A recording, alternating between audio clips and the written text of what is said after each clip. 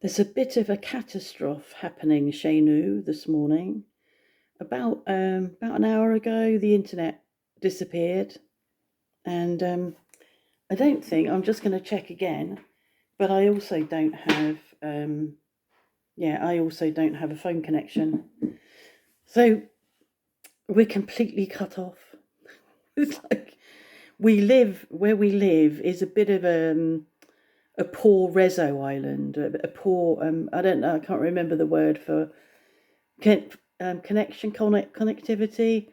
So mobile wise and internet wise, where we live has always been difficult to connect. When we first came, the only internet, which is 16 years ago now, the only internet that we could get was dial up.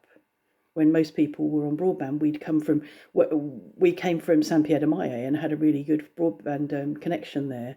So it was a bit of a shock to find that we could only get dial up here. And it was, I think, probably at least 2 years before we could connect to broadband, and we had to do that via satellite. So we had to install a satellite dish to pick up broadband, because you couldn't get it on your telephone cable. So yeah, it's always been a poor area here for connection, but today specifically, it's kaput.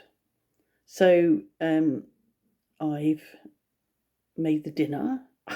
Like, that's ready. That's in the oven. I've made cauliflower cheese. That's sitting there, keeping warm. I've sorted the washing out, and I've watched a bit of telly, and I'm going to art this afternoon. So for me, at least, I'll be entertained because I'll be at art. We've got wood being delivered later. I won't be here, but I've paid for it. So, and quite pleased that it really wasn't. It was like €5 difference from when we had wood delivered in, I think it was January. So I'm not sure the fuel prices have been added onto that yet, but I think the next time we have wood delivered in, I think I asked her to reserve some for August. That's going to be more expensive because of the higher cost of fuel. When we looked at fuel the other day in Subaru in Memorion, it was diesel was 220. But when we looked yesterday, when we went up to Intermarché, I think it was 190 something. So I don't know whether it has gone down. I know that I vaguely remember, and I can't check now, that the French government are going to be capping the fuel prices. So we're not going to be faced with the reality or the real cost of the fuel. So I sat watching. I've only watched probably the first 20 minutes of it's Michael Mosley making a program, several programs about what made Britain fat, and I was just intrigued by a lot of it. I was One of the things that shocked me was there's a place in Tower Hamlets in London called Chicken Mile. It's just chicken takeaways all the way up the road. But he said that there was a meal, like a Happy Meal, I suppose, that it was chicken wings, I think, chicken wings, fries, and a fizzy drink. Well, and he said that meal alone was about 1,500 calories, and that is the sort of meal that kids are being bought. A primary school child being given a fizzy drink and chips and chicken wings. Like, it doesn't look like a lot, but it's 1,500 calories. It's the whole recommended calorie intake for a 5-year-old in one meal that may or may not be taken at mealtime. That's the other thing that he's talking about, is that, and you see, I mean, I know that obviously editing, because we know that how editing can make things look, but you see people wandering in the streets eating, and you're passing these shops and you can smell them. I could walk past and take a load of chicken wings and eat them. It sounds wonderful. But if you're doing that and not at meal times, if you're doing that as you're wandering and eating in the street, you rarely see anybody eating in the street here. The only place I've seen that is in the city in Poitiers, where there are several outdoor stalls where you can buy baguettes, filled baguettes, and people might wander around the city eating those, but not in the way that you see that sort of example in the UK. But the thing that motivated me to vlog about it was that he was talking about the different things that the government are implementing or going to implement, or it's going to happen and this is going to change, and there are changes taking place, but they're so small they don't really have that much impact. But one of the changes, and I'm just going to go back to, apparently you can't have planning permission will be refused for a fast food outlet to be built within 400 metres of a school. And you can have it at 401 metres from the school. And I just think 400 metres, that's nothing, absolutely nothing. It's I can't think of what I want to say about it. It's no, I can't think. There is something there are words that you use to say how ridiculous that is, and how it's piecemeal. It's a piecemeal piece of regulation, and apparently, McDonald's applied. I think it was in Bristol, 401 meters or 480 meters, and people appealed against it. People, I can't look. Well, bloody hell. But anyway, they took it it goes to planning, and people appeal against it, and it has to go back to planning. But McDonald's always win, always, rarely lose, because they've got the big guns. That they're a big industry. They can, big corporation. They can just fight it. It's disgusting. Anyway, back to what motivated me. What motivated me to stop the program and make this vlog is the laws are going to change in the UK about placements of products.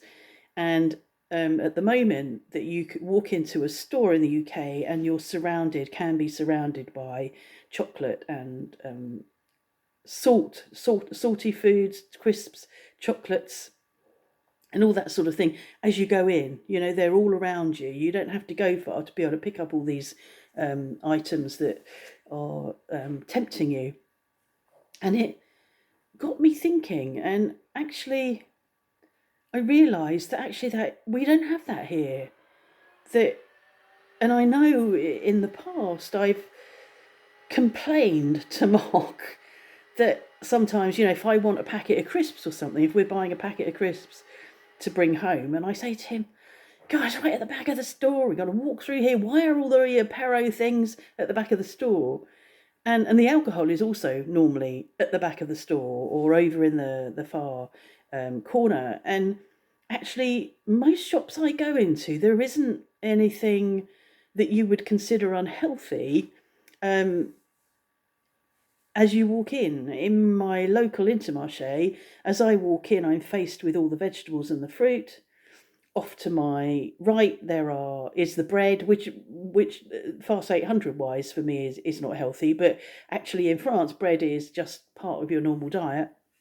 It's bread, and further up round the corner from there there are some cakes, and then round the corner is the cheese and the charcuterie and fats and butter and whatever, and then there's meat.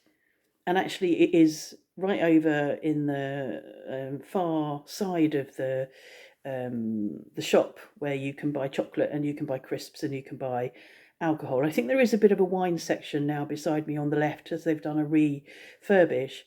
But red wine is part of the norm here. It's it's not considered unhealthy, and I don't think it is unhealthy in proper decent quantities. Not decent, that's an English saying. Decent quantity would mean big, but what I mean is in inappropriate quantity, then red wine I don't think is unhealthy.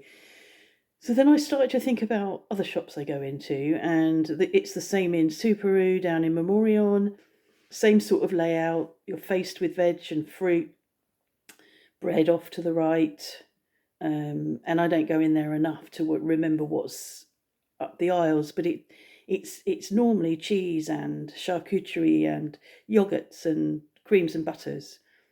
Um, there's specials over here on the left, and sometimes there's chocolate, but it's stuff that's on promotion.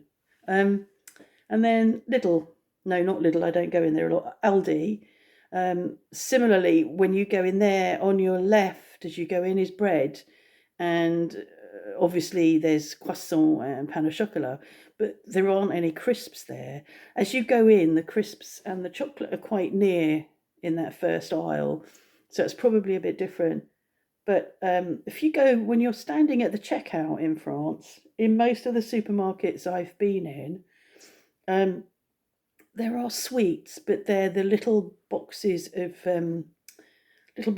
you get. They're like pastels, and a lot of them are sans sucre, which I hate because it means they put a sweetener in, which I think is foul. So there's a lot of little boxes of the sans sucre and the other peppermints, or Mark gets his Fisherman's Friends, pastels of, I don't know, mocha, chocolat, coffee. But that's all. The chocolate, the big chocolatey things like M&Ms and bars of chocolate and all of that stuff is nowhere near the checkout. So I think that France is not marketing food how the UK and possibly America market food.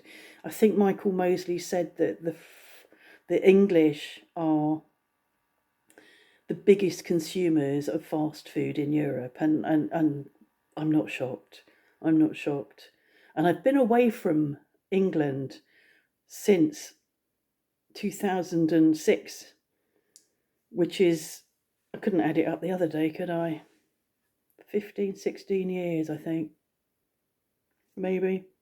So we lived in Devon before we came here, and just before we left, a couple of years before we left, the McDonald's had opened about, I don't know, 20 minutes, half an hour from us. But where we lived, there were no fast. There was a fish and chip shop, but most English places have had fish and chip shops for years. So there were a couple of fish and chip shops, but there wasn't anything like a McDonald's, and there wasn't a KFC. In fact, when we moved to Devon, the nearest KFC to us was 40 minutes away on the motorway near Bristol. So you couldn't, fast food wasn't readily available. And I love KFC. So, but I moved away in time to be saved from eating that sort of food more regularly than I should. So, so in France, there isn't that same culture of eating on the hoof and wandering around eating and street food. I'm sure there's not street food. I might be wrong, but I'm pretty sure there's not street food in France. As I say, there's the baguettes that you can buy when you're wandering around the city, but I think that's possibly more of a thing for tourists. If you're in a city and you're used to being able to pick up something to eat and carry on moving. But I can't think of a street food that you would say is French. That's interesting. When I get my internet back, I'll be able to look it up. So, can't upload this.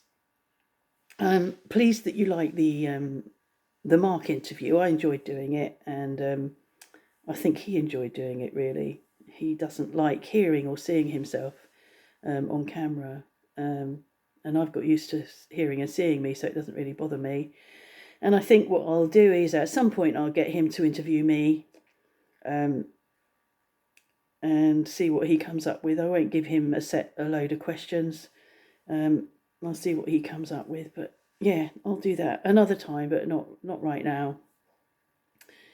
And thank you to all those who have subscribed. My subscribers are moving on quite briskly, which is really nice, because I'm still getting a few negative comments, and I am attempting to not engage because you can't.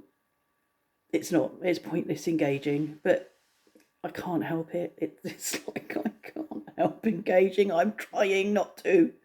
Yeah. So anyway, thank you for those that are subscribing, and feel free to subscribe if you haven't. And you'll get this uploaded eventually. You might get it tonight. Today is Thursday. It's 1:45, and I'm gonna go and get my lunch finished cooking. A plus.